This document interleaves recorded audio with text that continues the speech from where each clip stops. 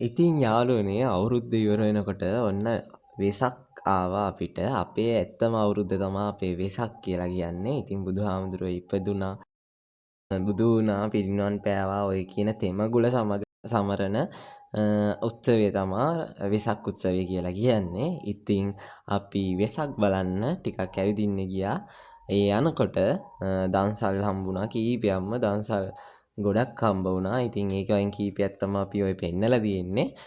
ඉතින් හරිම හොඳයි මිනිසුන්ගේ චේතනාව හොඳයි දන් දීමේ සිතුවිල්ල. ඉතින් ඒකත් එක්ක අපිට අහම්බෙන් වගේ මෙන්න මේ පන්සල හම්බ වුණා. ඒකේ ඉතින් අපි වීඩියෝ එකක් කරන්නම හිතුණා ගල්ලෙන් රජමහා විහාරය. මේක තියෙන්නේ අඟුරුවාතොට මතුගම පාරේ යනකොට තියෙනවා ඇතුළකට යන්න පාරක්. ඉතින් අහම්බෙන් හම්බුණ මේ පන්සල ඇත්තටම ලොකුම ලොකු නිදහසක් තියෙන ලොකු නිහඬතාවයක් තියෙන හරිම ලස්සන පන්සලක්. ගොඩාක් සෙනග ඇවිල්ලා හිටියා. මම හිතන්නේ උදේ පටන් ගත්ත වෙලාවේ ඉඳලා හවස වෙනකම්ම රෑටත් ඇති ඒ විදිහටම ලොකු සෙනගක් වාහන ගොඩාක් තියෙනවා එළියේ පාක් එකේ. ඉතින් ඒ විදිහට මිනිස්සු ගොඩාක් එන්නේ මේකේ තියෙන ලස්සන බලලා ඒ හිත නිවාගෙන යන්න. ඉතින් මේ විදිහට යනකොට ගස් අස්සෙන් හෙවන මැදින් සීතලයි හරිම සීතලයි මේ දවස් ටිකේ මෙතන. අපි මේකේ මේ හදලා තිබ්බා සිරිපාදේ අනුරුවක්. ඒ කියන්නේ සිරිපාදේ වගේ හදලා ඒක නිරූපණය කරලා තියෙනවා මෙන්න මේ විදිහයි තියෙන්නේ කියලා. ඉතින් අපි එතෙන්ට ගියා. ඇත්තටම මේ අපි හිතුවේ නෑ පන්සලට යන්න. මම කොට කලිසමක් ඇඳන් ගියේ.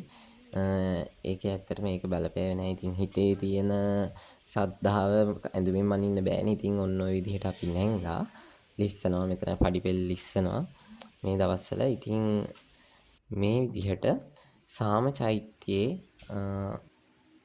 අනුරුවක් හදලා තිබ්බා. ඒකත් වැඳගෙන අපි උඩට නැංගා. ගලක් මුදුනේ තමා තියෙන්නේ මේක පඩිපෙළ හදලා.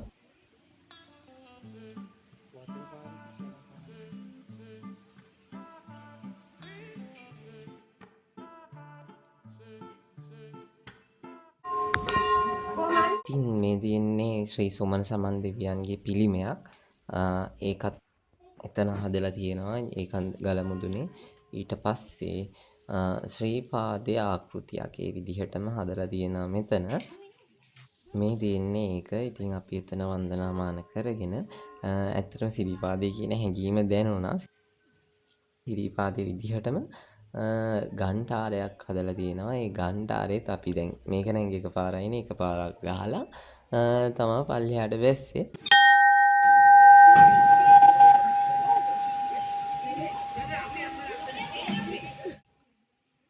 ඉතින් යාළුවනේ මේ පන්සලේ තියෙන ලස්සනම ලස්සන තමයි මේක. මේකේ ලස්සන මේකේ තියෙන සුන්දරත්වය ඇත්තටම මේ වීඩියෝ එකෙන් මනින්න බෑ. ඒකට යන්නම වෙනවා. එතෙන් ගියාම තියෙන සුන්දරත්වය ඇත්තටම මාරම ලස්සනයි. ඒක කියන්න මට වචන නෑ. ඉතින් මේක මේ පන්සලේ හදලා තියෙන වැවක්. ඒකේ මාළු ඉන්නවා. මාර සීතලයි සීතල වතුර උඩින් එන ඇලපාරකින් තමයි මේක මේ විදිහට වතුර මේ හදලා මේ වැවක් හදලා තියෙන්නේ නිර්මාණය කරලා තියෙන්නේ. යාළුවනේ මෙන්න මේ තැන හොඳට බලන්න. මෙතනින් යහම අපිට දකින්නකොටම මතක් වෙන තැනක් තියෙනවා පොළොන්නරුව. පොළොන්නරුවේ ගල් විහාරය වගේ තැනක් අපිට මතක් වෙනවා. දැන් අපි සිරිපාදේ නැංගා ඒකට ගියපුවාම අපිට රත්නපුරේ මතක් වුණා. දැන් මෙතෙන්ට ආවම අපිට නම් එකපාරටම මතක් මේ පොළොන්නරුව. ඉතින් මේ වගේ ලස්සන තැන් ගොඩාක් තියෙන එකින් එකට වෙනස් තැන් ගොඩක් තියෙන විහාරයකට තමයි අපි මේ ගියේ. එතන මේ ගියේ කියන්නේ අහම්බෙන් වගේ අපිට හම්බ වුණේ.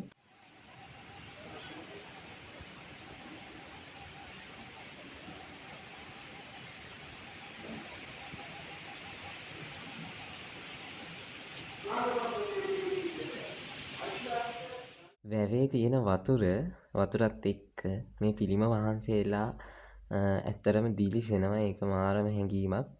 විහාරස්ථානයේ ආරම්භ වන තැන ඉඳලම අවසානයේ දක්වාම මේ පිළිම වහන්සේලා පොලිමට නිර්මාණය කරලා තියෙනවා. ඉතින් ඇත්තටම ඒ ජීවමානත්වය ඇත්තටම අප හදවතටම දැනුණා.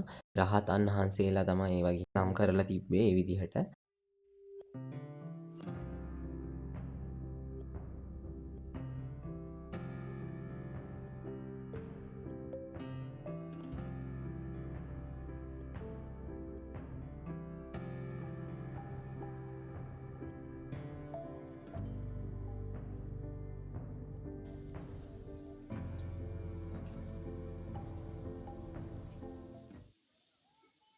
ඒ වගේම මෙතන පන්සලේ ස්ථාපිත කරලා තියෙන චෛත්‍ය රාජානයන් වහන්සේ.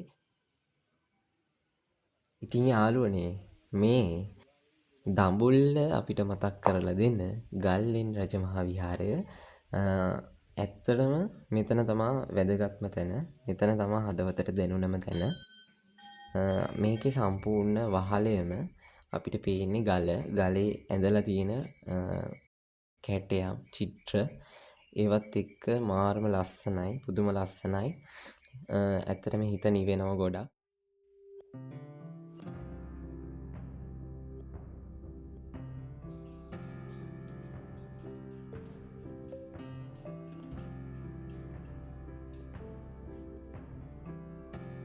බුදුරජාණන් වහන්සේගේ තියෙන ජීවමාන ගුණය ඕනාවටත් වඩා මෙතනදී දැනෙනවා. එතන තියෙන නිහඬත්වය, එතන තියෙන සිසිලස, ඒ හැමදේම එක්ක ඒක අපිට දැනෙනවා.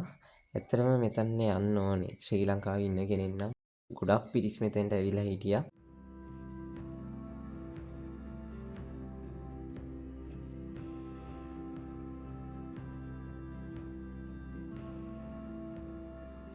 ඇත්තටම ගල්ලෙන් රජමහා විහාරයේ අපි වන්දනාමාන කරන දිව්‍යවරුන් වෙනුවෙන් වෙනම කුටි නිර්මාණය කරලා තියෙනවා. කීපයක්ම අපිට දැක ගන්න පුළුවන් වුණා.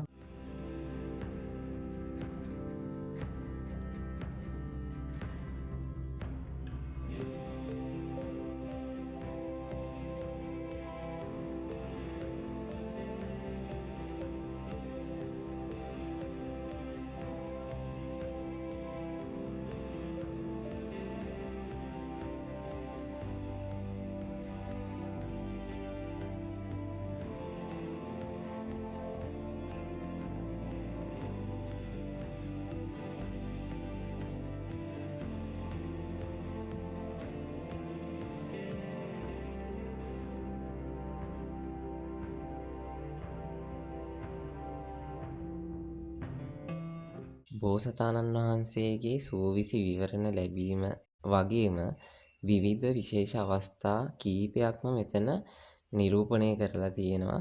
චිත්‍ර, කැටයම්, පිළිම විදිහට. ඇත්තටම ඉගෙන ගන්න ළමේ යන්න වටිනම තැනක් තමයි මෙතන. මේ තියෙන්නේ යාළුවනේ සම්පූර්ණ ගල. ගලේ තමා මේ චිත්‍ර නිර්මාණය කරලා තියෙන්නේ. ඒක ඇත්තටම මාරම වටිනවා.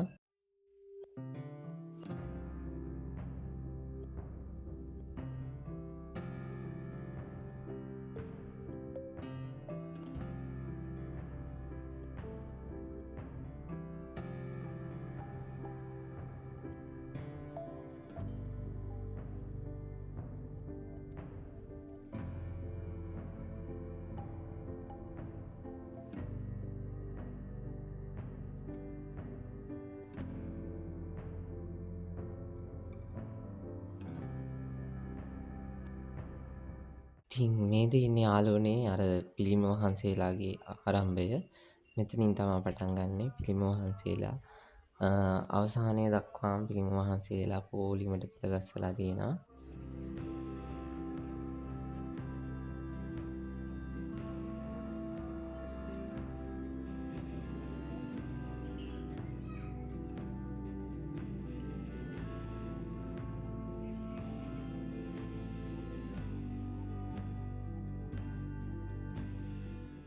ඉතින් මෙන්න මේ විදිහට අපි මේ ලස්සන විහාරස්ථානයේ වැඳ පුදාගෙන ආවා.